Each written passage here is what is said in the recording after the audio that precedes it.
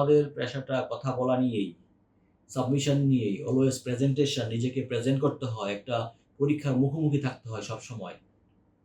আদালতে বিজ্ঞ বিচারকগণ থাকেন, অনারেবল জাজেরা থাকেন, তাদের সামনে, বিজ্ঞ আইনজীবীদের সামনে, প্রতিপক্ষের বিজ্ঞ আইনজীবীগণের মোকাবেলা করে আদালতে বিচার প্রার্থীগণ এবং অন্যান্য অনেক ক্রাউডের সামনে নিজেকে উপস্থাপন করে প্রেজেন্টেশন তাৎক্ষণিকভাবে দিয়ে উইন করে আসা বা যেটাই হোক, এটা কিন্তু একেবারে ফেলনা কাজ নয়। এখানে অনেক কনফিডেন্সের প্রয়োজন, অনেক কিছুর প্রয়োজন, প্রচুর প্রস্তুতি নিয়ে যাওয়া প্রয়োজন, অনেক প্রিপারেশন এবং প্রিপারেশন, প্রস্তুতি এবং প্রস্তুতি প্রয়োজন। অনেক বেশি প্রস্তুতি নিয়ে আদালতে গেলে বিজ্ঞ আইনজীবী গণেরা বা আমরা যারাই